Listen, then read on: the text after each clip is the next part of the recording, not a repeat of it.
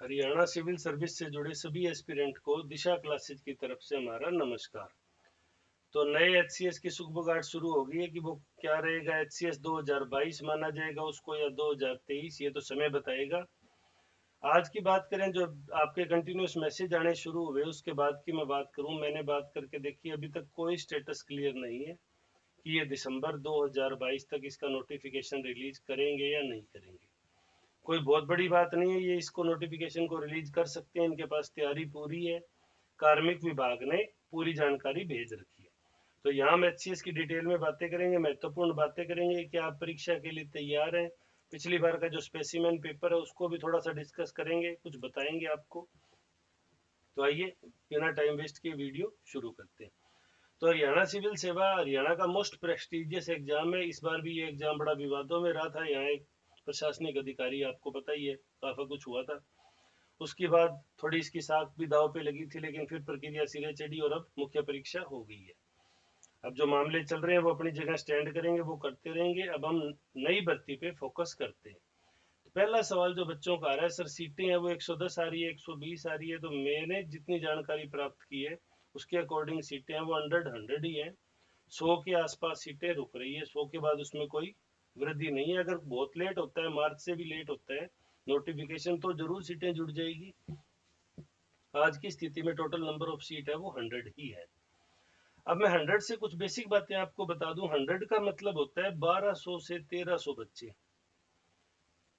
Mains exam लिखेंगे और 280 270 से 300 के करीब बच्चे हैं वो इंटरव्यू कोड के लिए अप्लाई करेंगे।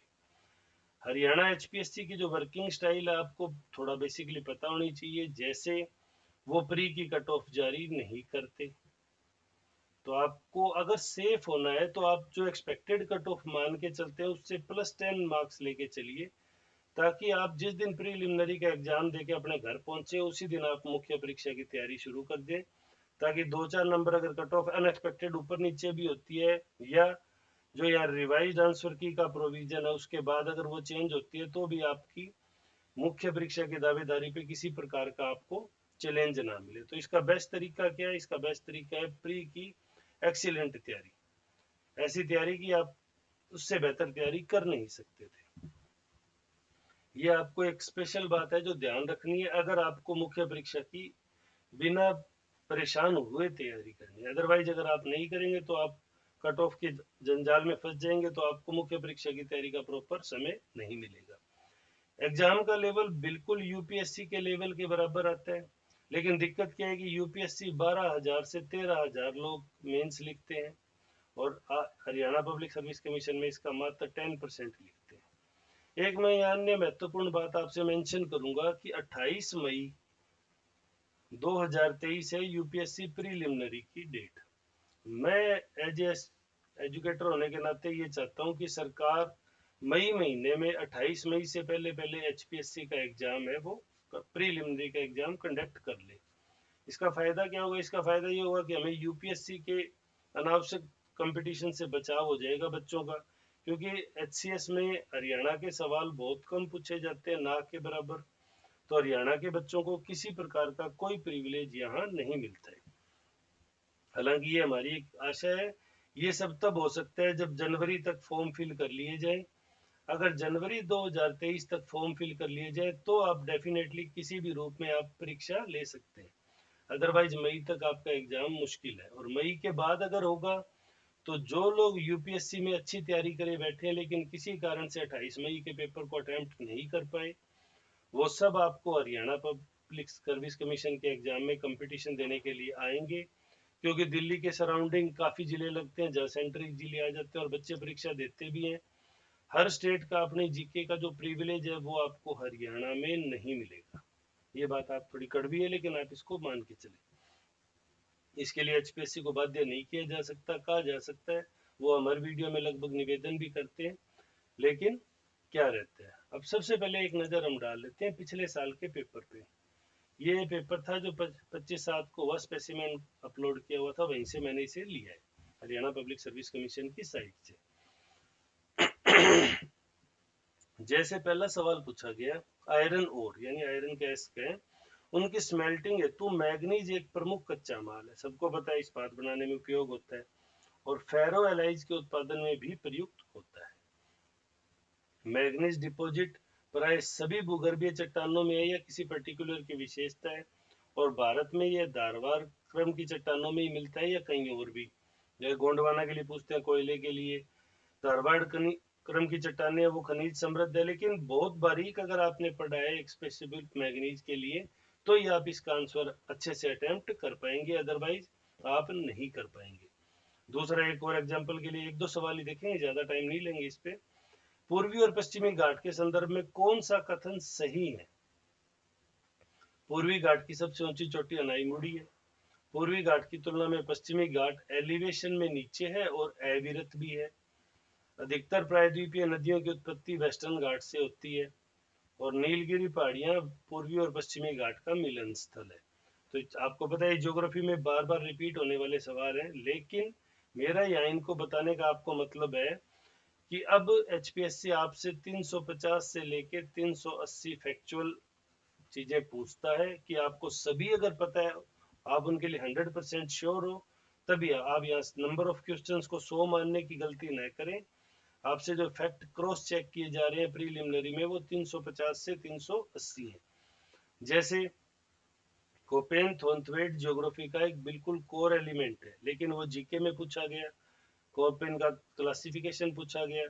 अब जैसे जिस बच्चे को पता है अभी BSHW या BWHW राजस्थान के रेफरेंस में आता है, यानी पहले का आंसर सी, पहले का आंसर सी कर दें, तो भी उसके बाद में बाकी आंसरों को मिलाने के लिए सेकंड का ए या सेकंड का डी, थर्ड का बी, थर्ड का ए, फोर्थ का डी, फोर्थ का बी। कहने का मतलब आपको अगर चारों आंसर मिलाने आते हैं, चारों के चारों ABCD आपको पता है, तो ही आप 100% एक्यूरेसी के साथ अपने कॉन्फिडेंस के साथ सवाल अटेम्प्ट कर पाएंगे। ऐसा नहीं होगा तो फिर आप कंफ्यूज रहेंगे अपने आंसर को और ऑफिशियल आंसर की का आपको इंतजार करना पड़ेगा। तो परीक्षा के लिए क्या आप तैयार है? यहाँ कुछ महत्वपूर्ण बातें हम डिस्कस कर लेते हैं। पहली बात, दिशा क्लासेज का मानना है कि इस एग्जाम की थ्रू आउट क्लासेज स्टडी नहीं की जा सकती। यहाँ इंपॉर्टेंट टॉपिक डिस्कस किए जा सकते हैं, उनके मटेरियल, स्टडी मटेरियल जरूर यहाँ इंपॉर्टेंट रोल प्ले करेगा, प्लस में टेस्ट सीरीज। दो चीज, स्टडी मटेरियल और टेस्ट सीरीज, ये दो बड़े महत्वपूर्ण रोल प्ले करेंगे। दिशा क्लासेज टेस्ट सीरीज स्टार्ट करने वाला है, इसकी पहला टेस्ट सीरीज जल्दी आपको देखने को मिलेगी। स्टडी मटेरियल भी आपको मिलेगा, वेबसाइट जो थी उस पर पूरा काम कर लिया गया, वेबसाइट लगभग तैयार है, अब वहाँ पे धीरे धीरे मटेरियल अपलोड हो जाएगा। जब कुछ मटेरियल अपलोड कर दिए जाएंगे तो आपको उसके बारे में इंफॉर्मेशन क्लासेज के थ्रू दे दी जाएगी। तो आपने अगर चैनल को सब्सक्राइब नहीं किया तो आप सब्सक्राइब जरूर कर लें, बेल आइकन जरूर दबा लें। दूसरा, यहाँ मैं महत्वपूर्ण आपके लिए बात ये कहना चाहूंगा कि आप में जितनी जल्दी परीक्षा करवाने को लेके कि सर परीक्षा कब आएगी, परीक्षा कब आएगी, पिछली HCS 2021 में हमने देखा कि जिन बच्चों ने बहुत ज्यादा परीक्षा कब आएगी पे फोकस रखा तैयारी की बजाय, वो अंत में किसी किसी कारण से बहुत बॉर्डर लाइन पे जाके चुके, उनको बड़ा डिस्ट्रैक्टिंग फैक्टर मिले जिन्होंने उनके ध्यान भंग किए क्योंकि वो बॉर्डर लाइन के कैंडिडेट बने। तो इसलिए आप उस चीज से बच सकते हो। यूपीएससी का प्रीलिमिनरी एग्जाम होने के बाद वो लोग कंपटीशन को बिल्कुल यूपीएससी के इक्विवेलेंट कर देंगे, तो यानी आप एचपीएससी में नहीं दे रहे, आप यूपीएससी का ही पेपर दे रहे हो। तो इसलिए अपनी तैयारी को मैक्सिमम अच्छा करें, जो भी पढ़े उसमें कुछ गलत ना हो। आपको सारे सवाल 100 के 100 सवाल आने जरूरी नहीं है, लेकिन आप जो भी सवाल पढ़े उनमें से कोई सवाल आपका वहां गलत ना हो, ये आप इसकी मैक्सिमम कोशिश करें, ये आपका मैक्सिमम सहारा यही है। दिशा क्लासेज पे टेस्ट सीरीज स्टार्ट हो रही है, यहाँ रेगुलर क्लासेज भी स्टार्ट होगी। हमने करंट अफेयर्स से सेक्शन से शुरू किया है क्योंकि ये थोड़ा रुचिकर भी होता है, जब तक नोटिफिकेशन नहीं आता तो बच्चे थोड़ा अपने आप को जुड़ाव भी महसूस करते हैं। तो उम्मीद है आपके काफी सारे डाउट यहाँ दूर हुए होंगे। फिर भी अगर आपकी कोई क्वेरीज है तो आप हमें कमेंट सेक्शन में पूछ सकते हैं, हम आपको जवाब देने की पूरी कोशिश करेंगे। तो आप तैयारी में जुट जाइए, ये आपके पास गोल्डन अपॉर्चुनिटी है क्योंकि 2024 है वो चुनावी वर्ष है और उसमें फिर बहुत ज्यादा स्कोप आपको नहीं मिलेगा। तो 2023 की जो रिक्रूटमेंट मानी जाएगी ये अंतिम होगी, फिर अगली सरकार ही कराएगी, चाहे वो भाजपा हो चाहे वो कांग्रेस। फिर भी अगर आपकी कोई क्वेरीज रहती है तो आप कमेंट सेक्शन में पूछ सकते हैं, हम आपको जवाब देने की पूरी कोशिश करेंगे। वीडियो में अंत तक जुड़े रहने के लिए धन्यवाद। आपका दिन शुभ हो।